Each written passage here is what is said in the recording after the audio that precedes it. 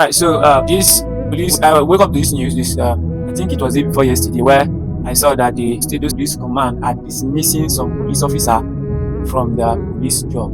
You understand?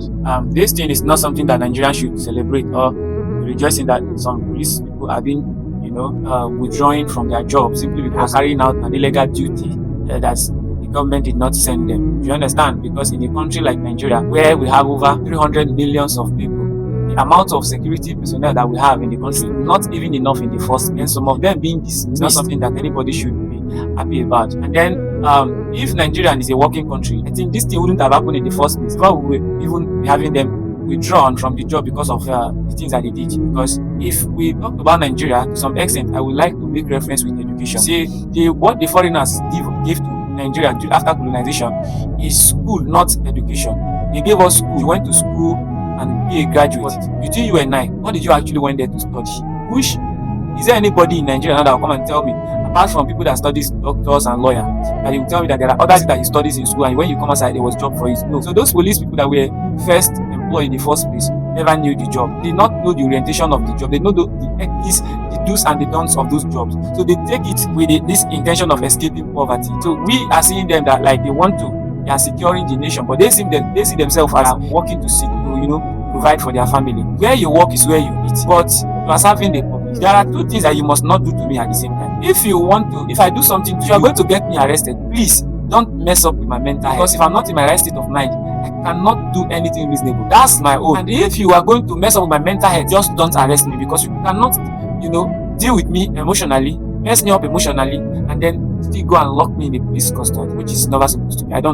That's my own. I don't want, and I pray it never happens. And now that those police officers have been dismissed from their job, and then they said they are going to face court for what they are doing, there are other police people that are still doing. As a matter of fact, it seems as if they've taken it upon themselves that this thing they are never going to stop, no matter what the government do about it. And a lot of people are scared for their life. Some of them don't want to talk because somebody was telling me that police asked him to open his phone. Before, he said, the Inspector Police said nobody should open phone for anybody.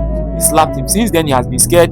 And then he has been arrested multiple times. He has been paying money. The worst of this whole police brutality is the Kogi State checkpoint. I have been making video about this Kogi State checkpoint, and nobody seems to pay attention to it. Now, those people in the Kogi State checkpoint, those police that are there, they don't care about anything. No matter how you dress, look, even if you don't carry anything, as long as you are holding a phone, you must find something to pin on you to make sure you paid money. You understand? Because let's come to look at it. Somebody actually committed a crime. Collecting that person money by the roadside, better way to deal with the person. So that's why we have the law court. When somebody did something that's not okay, you take the person to court. Then the Inspector Police said, don't open somebody's phone. So what are you going there to? Even as we are saying this thing, some of them are still doing it. Even when they check.